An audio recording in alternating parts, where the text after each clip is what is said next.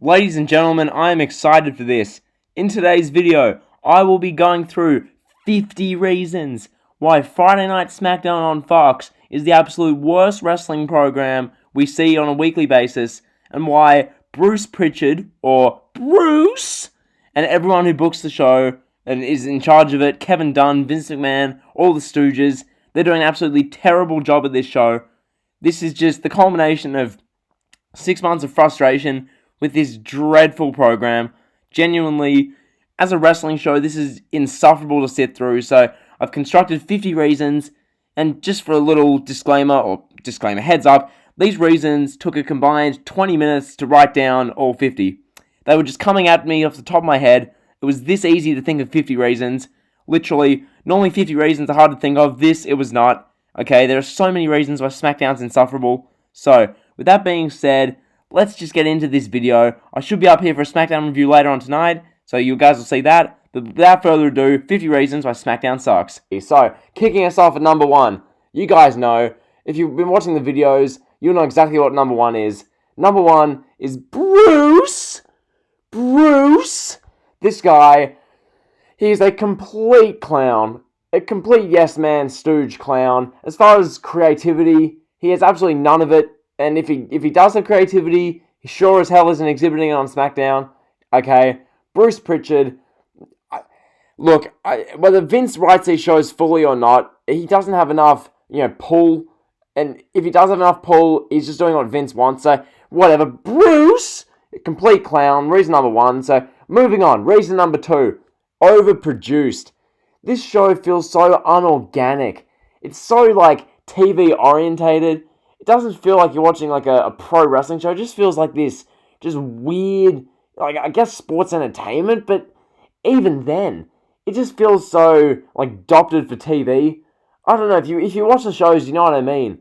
It just feels so unorganic. Like they're trying to go for sports entertainment, but it's just not good. So it's just this weird TV-orientated feeling. So that's reason 2, overproduced. Reason 3, the titles feel worthless. Okay? If you watch this show, the SmackDown Women's title, completely worthless. SmackDown Tag titles, worthless. Universal title, worthless. Intercontinental title, worthless. Those are your 4 main championships on this show. And none of them feel super important or prestigious. So, moving on. Reason 4, Baron Corbin and Roman Reigns' 6-month feud that seemingly would never end. Okay? If you've watched any of my SmackDown reviews in the past 3 months, you know my feelings about this. How I absolutely hated week in, week out what they do with Reigns and Corbin. More on that later specifically, but oh my god, their feud would never end. It just wouldn't. Reigns and Corbin, I swore they'd fight till the day they die. And, more on that later. So, actually, right now, how about this? Number 5, the high-pitched barking Chihuahua dog segment. Remember this? When there was, the mascot dressed as a Chihuahua dog with the Roman Reigns, kind of vest thing on? And he came out to, the Reigns theme music, with a Chihuahua kind of voice. And then, it was, barking in the ring for Corbin. Remember that? Back in November? That absolutely god-awful segment. Because I sure as hell didn't forget that. That's given me genuine PTSD for life, that segment. It was absolutely that bad. So, that's reason 5. Moving on. Reason 6, dog food. Enough said. 7, Corbin, Ziggler, and Rude versus Reigns and the Usos every week for 2 months. 2 months, a month. Literally, as soon as the Usos returned on January 3rd, we got this 6-man tag match literally 4 straight times. They just kept doing this 6-man tag match. As if, this is back to reason number 1 with Bruce. A little bit of creativity, please. Could that be put on display? That'd be nice. So, moving on, reason number 8.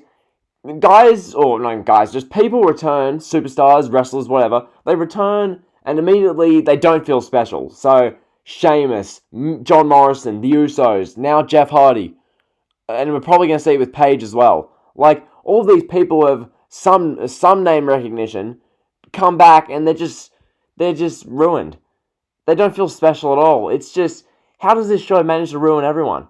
No one feels cool or special. When Sheamus, Morrison, and the Usos came back on that January 3rd SmackDown, a bunch of people were overrating the show, saying it was a great SmackDown, even though it was an hour and 55 minutes of garbage and then 5 minutes of them returning.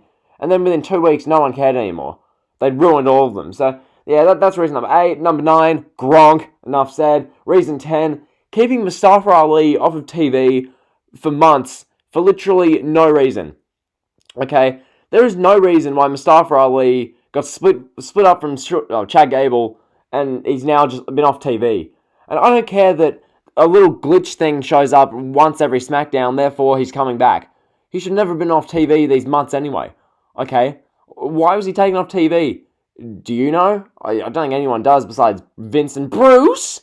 So that's number 10. Number 11, terrible ratings. I'm sure some cretin will say, but 2.5 million viewers a week is good, man. This is Friday Night SmackDown on Fox. This is supposed to be the A show for World Wrestling Entertainment. And you're telling me they can't even draw 3 million viewers a week? 3 million? If they had Friday Night SmackDown on Fox back 10, 15 years ago, they'd be drawing 5, 6, 7, 8 million viewers. Now they can barely get 2.5 per week. Just pathetic. So, crap ratings. Reason number 12, the booking of the women's division. Can you honestly say that anyone feels important or special in this women's division? That there's any hype, buzz, or any of the storylines make you care? Because I certainly couldn't say that. Nothing about this women's division is, booked creatively interesting or, there's anything to it. It's just bland. So, staying with the women's division for a little bit. 13, Lacey Evans and her innate ability to botch in every match. So, for example, the SmackDown episode, I think 2 weeks ago as of making this video, the one where it was the tag team match, Naomi and Lacey Evans against Sasha and Bayley, which, when they did that back-to-back weeks, there's no creativity. One of the matches, Lacey Evans tried a springboard kind of like dive from in the ring, over the top rope, and out onto Sasha Banks. So Naomi did it at the same time onto Bayley. Naomi did it fine. Lacey literally gets onto the top rope. She springs up, hits the top rope. Her legs get caught. She falls awkwardly. Literally hits the apron. Her leg barely hits Sasha Banks. It looked absolutely terrible. She just has this innate ability to botch. So that's reason 13. Reason 14. I made a whole video on this. Lacey Evans being pushed as though she's the second coming of Lex Luger, like a female modern day version of Lex Luger. The whole, I love my family, I was a Marine, I love my country, American patriotism, that kind of thing. It's just a joke. So if you want to hear more about that, watch that video. Reason 15, a moment of piss. It's a terrible attempt of doing one of these in-ring talk shows. The Peep Show, that was a good one. The highlight reel, that was probably the best one they've ever done. All of that, those were great. Those are synonymous with cool in-ring talk shows. But nowadays we get a moment of piss with Alexa and Nikki Cross, who, that's such a bizarre pairing. It's bizarre. I don't know if there's a separate reason on this, but that's reason 51. Alexa Bliss and Nikki Cross, why are they still together? So, moving on, number 16, there is not one captivating babyface female on SmackDown. Okay, now I'm filming this before we see Paige inevitably come back to SmackDown. But as I've said, they'll probably ruin her and make her not feel special. But until Paige comes back, there's not one captivating babyface female on this roster. It's Bayley and Sasha who are heels. And who are the babyfaces? Carmella, Naomi, Lacey Evans, Alexa Bliss. Not one captivating babyface. So, from here, we move to the tag team division for a little bit.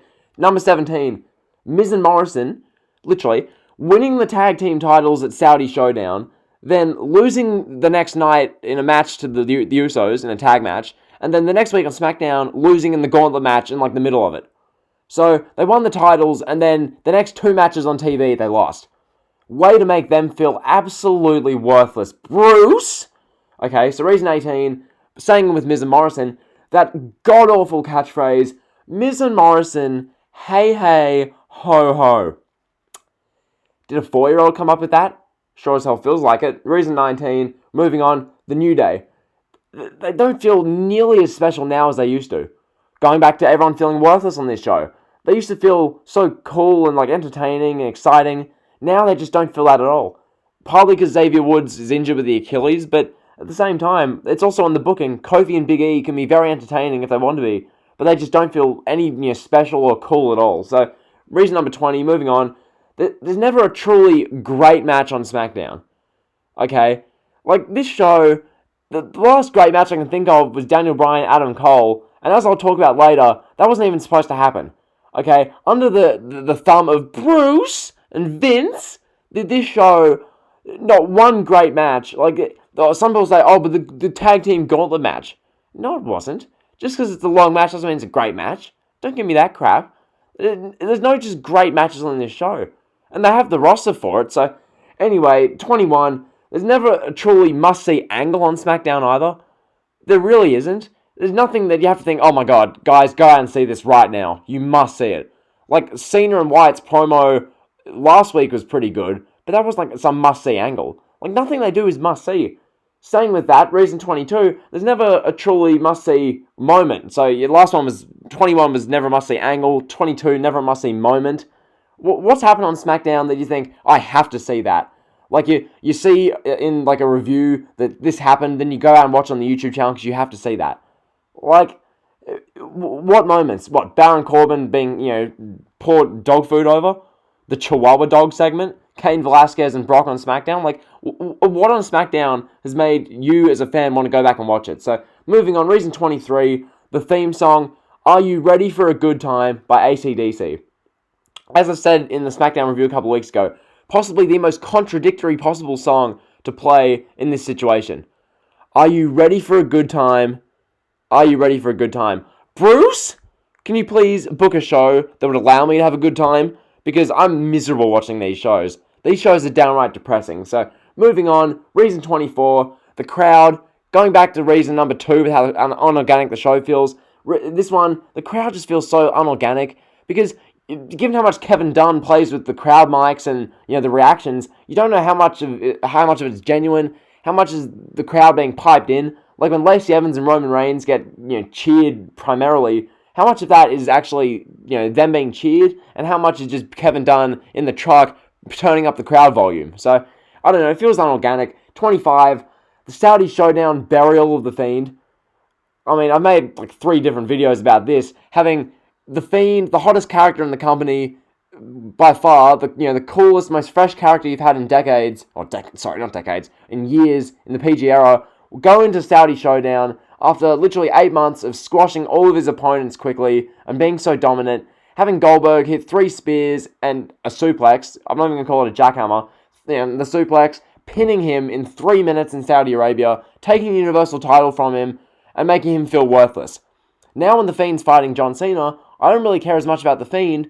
There's no reason for Cena to be competing. It's an absolute disaster. So that's reason 25. Reason 26, the current Universal Champion won't be on TV the night after WrestleMania, or the SmackDown after that, or SmackDown after that. Basically, Goldberg just won't be on TV. He'll be gone. So what's the point? Reason 27, Reigns vs. Goldberg got made official for WrestleMania because Reigns said, I'm next. No Royal Rumble win. Thank God in that regard, to be honest. No Elimination Chamber win. Once again, kind of thank God. But you're making that match official because Reigns said, I'm next in a kayfabe promo.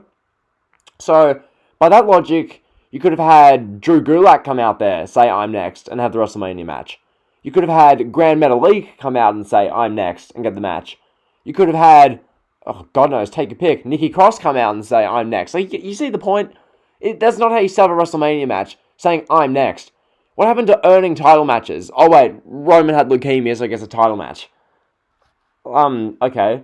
So should the Make-A-Wish, the Make-A-Wish kid who, Superstar X, Y, and Z granted their wish last week, should they get a title match? Oh, but Reigns never lost the title. Okay. That was a year and a half ago. He's been back for a year. Why hasn't he chased the title since? Like, none of this makes sense. So, that's that. Reason 28, Roman Reigns is going to be Universal Champion come April 6th. Enough said. 29, Reigns vs. Corbin for the Universal title in the summer is inevitable. Enough said. Reason 30, Kofi Kingston losing the WWE Championship in 7 seconds on the premiere of SmackDown on Fox, only to have Cain Velasquez debut. Let's remember that happened. Kofi Kingston reigned with the title for 6 months, got beaten after an F5 by Brock in 7 seconds, and then Cain Velasquez came out, and they did Super Showdown, and Cain lost in 2 minutes. Yeah, SmackDown on Fox, led by Bruce. Moving on, reason 31, they got 888,000 viewers, like a month into their deal on Fox. And I get, it was on Fox 1 instead of Fox whatever. Okay, if you have Fox, you have Fox. You'll hit the button, the change channel button twice more on the remote and you'll watch SmackDown. It's no excuse. So, 888,000 viewers is pathetic. God awful. Reason 32. The only good SmackDown since Fox, or the move to Fox, was when the plane of wrestlers got stuck in Saudi Arabia and they would force to do an NXT Invasion episode, and they had to book it the day of. That was the only good SmackDown on Fox episode since the move back in October. And we're coming into April now. Yeah, brilliant. So, that's just dreadful. Reason 33, the meaningless hour-long tag team gauntlet match to determine who comes in 6th at the Elimination Chamber, SmackDown tag title match. They literally did a near hour-long gauntlet to decide that. We'll talk about a waste of time. Bruce, what are you thinking, buddy? I mean, come on. So, reason 34, staying on the tag teams, breaking up Shorty G and Mustafa Ali for literally no reason. Why'd you do this? What was the need to break up Shorty G and Mustafa Ali? Seriously, honestly, why? Because as I said earlier in the video, Mustafa Ali's been off TV for months. So, there's that one. 35, burying the Revival every week. Enough said. 36, never putting Lucha House Party on TV. Just about ever. They had the match, they're in the Chamber match because they needed 6 tag teams and didn't want to include the Revival. So they got the spot in the Chamber. But outside of that, they've had one match in 5 months. Enough said. From here, Otis and Mandy Rose's storyline is getting ruined by logical booking. This whole thing with Otis getting the text message, they've just not followed up on that. The whole thing with the Elimination Chamber should have had Ziggler and Rube in the tag titles, and then have Otis and Tucker win them at WrestleMania. So Otis gets the goal in the tag title or something. But no, didn't do that. And, it's just a joke. Following on with Otis and Mandy, reason 38. A essentially meaningless storyline is more captivating than any main event picture they're trying to create. Reigns, Corbin, Goldberg, take your pick of wrestlers. Wyatt, Cena, all of these guys, the Usos, Ziggler, the Usos, all these guys, none of them feel anywhere near as important as Dolph Ziggler, Otis, Mandy Rose, and to a lesser extent, Sonya Deville and Tucker. That storyline is more interesting than what Roman Reigns and the Universal title and whatever they're trying to do for the main event is. Pathetic. So, from there, 39, Apollo Crews. He has all the tools to be a star in the WWA. What an absolute joke that is. We have to hear that every time Apollo Crews gets any TV time. So, Apollo Crews in a 90-second 1-on-2 handicap squash match against Sheamus, and you hear, he has all the tools to be a star. We know he's going nowhere. He had all the tools to be a star 7 years ago. You've done stuff all with him since. I think Titus Worldwide might have been tag champs once, but besides that, they've done nothing with him. So, every time we hear that, that's a joke. Reason 40, why should John Cena care about The Fiend when the Universal title and the chase for 17 isn't involved? Is someone going to explain that? Bruce, you going to explain that to us, buddy? Honestly, Cena cut his promo last week on SmackDown in the empty arena, talked about how, he wants to, show The Fiend, whatever. The promo didn't even really accomplish much, but it was a cool spectacle, so whatever. 41, Shinsuke Nakamura's absolutely god-awful 7-month IC title reign that featured literally 3 or 4 defenses. He fought The Miz. Who did he fight again? The Miz, Ali, Reigns in a champion versus champion, and he was in that triple threat at Survivor Series against Styles and Roderick Strong. That wasn't a title match. Pathetic reign. Reason 42, Braun Strowman destroying Nakamura, Zayn, and Cesaro every week for 3 months, and then losing to them at the pay-per-view when the title's on the line. Pathetic. Reason 43, the IC title picture should be amazing on SmackDown. When you have guys like Daniel Bryan, you have Ziggler, all these Smart Light wrestlers, Drew Gulak, Sami Zayn, Cesaro, Shinsuke Nakamura. Just have it be like NXT in 2014 to 2016, only it's on the main roster instead of the IC title. And have all those 25-minute smarky matches, the IC title, with some good storylines. Instead, it's just Braun Strowman breaking guitars in instrument matches versus Shinsuke Nakamura. What is that? So, that's reason 43. 44, the world title picture should be amazing, but instead it's worthless. That's basically the IC title thing, only it's the world title. Reason 45, Michael Cole, robotic and soulless. Absolutely robotic and soulless. It's just, I can't even deal with him. Reason 46, Corey Graves. A bully and a clown who pretends to care about people, but in reality, we all know he couldn't care less about the people. He just wants to be in the good books with Vince. Honestly pathetic. Reason 47, after watching 2 hours of SmackDown on Fox every week, I feel deflated, defeated, broken. I really do. I feel like how Matt Hardy must felt backstage, sitting there, knowing that all his creativity is just not being used. I feel just broken. So, yeah, reason 48. There's no reason to be optimistic, given the lack of young guys getting pushes. It's just going to be Reigns and Corbin fighting every week, and that'll be that. So, that's 48. 49, you can just tell that no passion goes into booking these shows. Once again, going back to Bruce and Vince and Kevin Dunn, the Three Stooges. And then reason 50, Vince McMahon. Enough said, really. Vinnie Mac. And bonus reason 51, Alexa Bliss and Nikki Cross, why are they together? Bonus reason 52, how dead SmackDown was last week. What was that show? So, that's been 50 reasons why SmackDown sucks. Hopefully you've enjoyed the video. If you have, be sure to like, comment, sub. You guys know the drill. This video's been pretty fun to make, pretty easy to make. I literally wrote down all those reasons without having to really think about it. They just came to the top of my head, one after the other, which is pretty damn pathetic. A superstar or a show or something's bad when you can think of 50 reasons why they are intolerable, they suck that quickly. So that's the video. Be sure to like, comment, sub. You guys know the drill. See ya.